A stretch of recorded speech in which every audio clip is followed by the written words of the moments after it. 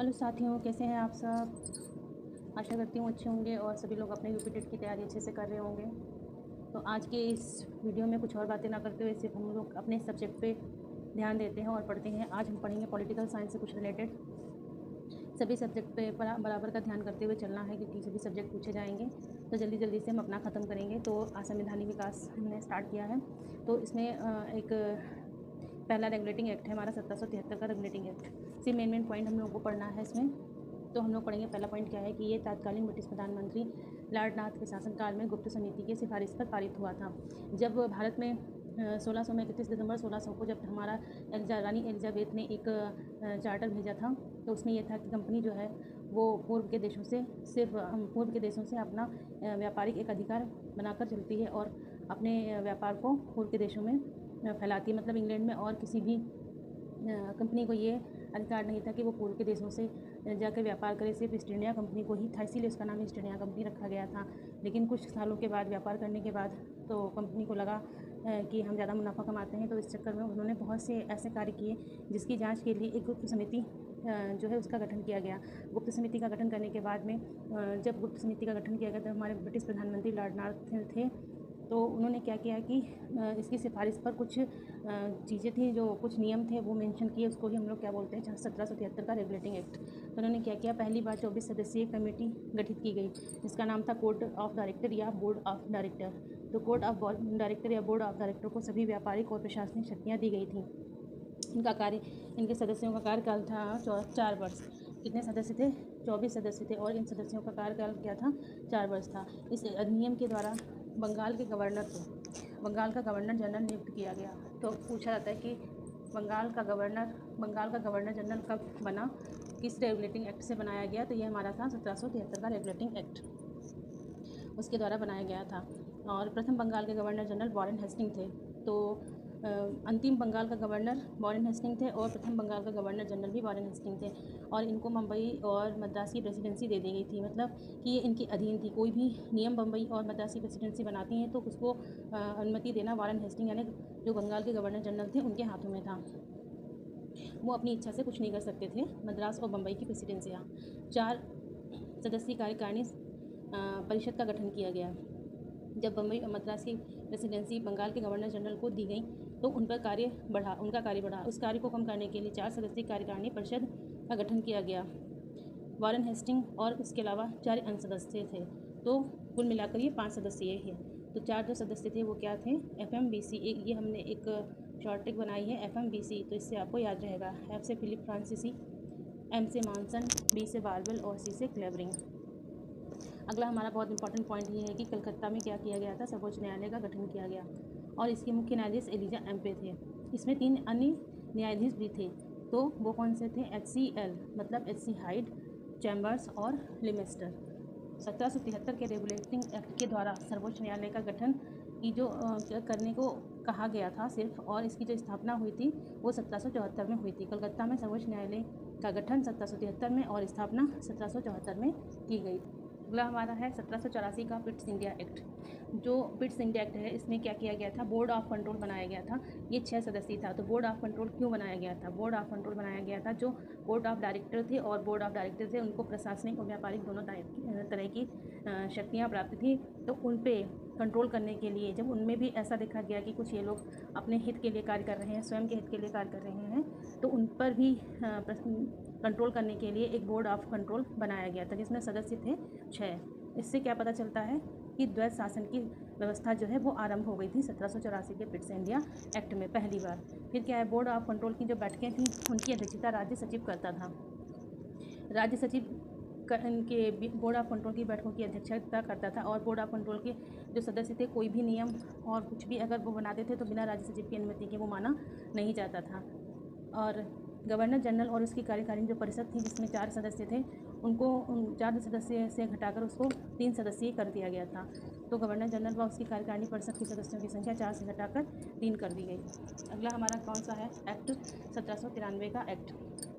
जितने कानून थे और जितने नियम थे उनकी व्याख्या का अधिकार किसको दिया गया? न्यायालय को दिया गया। मतलब अब तक जो था कि मुंबई, मद्रास और बंगाल की प्रेसिडेंसी के अलावा जो भी छोटे छोटे राज्य थे, क्षेत्र थे, उनमें राजा होते थे और राजा अपने यहाँ का नियम व कानून बनाते थे।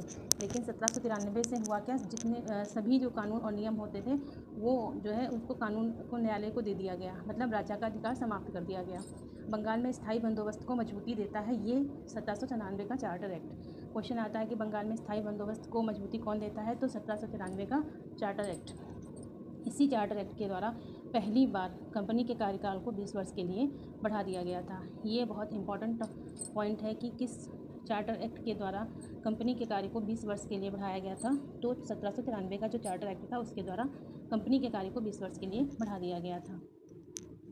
अगला हमारा चार्टर एक्ट है 1813 का चार्टर एक्ट। इसमें क्या होता है कि कंपनी का जो अधिकार पत्र था वो अगले 20 वर्ष के लिए आगे फिर बढ़ाया गया, और कंपनी के व्यापारिक एकाधिकार को समाप्त करने के लिए और ईसाई धर्म के प्रचार प्रसार करने के लिए ये चार्टर एक्ट आया था। मतलब कंपनी के जो व्यापारिक अधिकार था उसको अंशतः समाप्त कर दिया गया था, पूर्णतः समाप्त नहीं किया गया था 1813 के चार्टर एक्ट के द्वारा।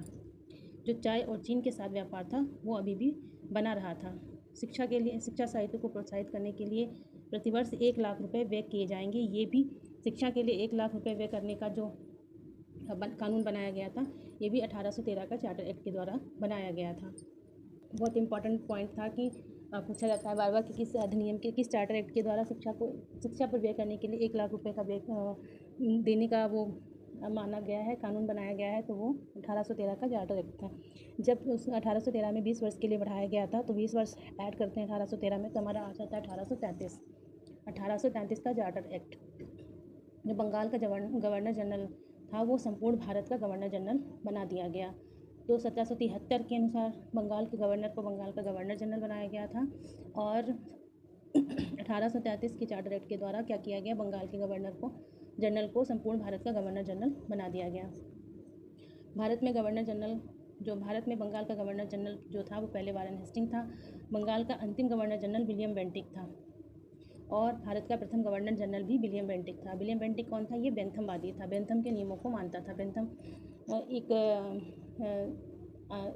बेंथम जो थे हमारे दार्शनिक थे, तो उनकी बातों पर ये विश्वास करता था, इसीलिए इसको बेंथमवादी कहा गया था।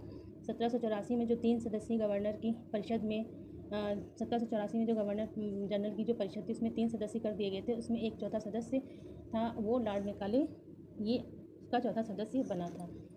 तो चौथा सदस्य कब बना था, तो ये 1833 के चार्टर एक्ट में बना था। मैकाले भारतीय दंड संहिता यानी आईपीसी का जनक कहलाता है। भारत में पहली बार 1834 में प्रथम विधि आयोग गठित किया गया। 1833 के द्वारा 1834 में प्रथम विधि आयोग गठित किया गया। 1833 एक्ट के द्वारा कंपनी का संपूर्ण एकाधिकार समाप्त कर दिया गया, जिसमें चाय और चीन का भी व्यापार शामिल था, अर्थात पूर्णतया व्यापारिक एकाधिकार को समाप्त कर दिया गया। तो कंपनी के व्यापारिक एकाधिकार को तो समाप्त कर दिया गया, लेकिन अब व्यापारिक के ये क्या करने लगी, प्रशासनिक कार्यों को देखने लगी, मतलब प्रशासनिक कार्यों में अपना योगदान देने लगी, और ये जो व्यापार था इसको इन्होंने ख़त्म कर दिया।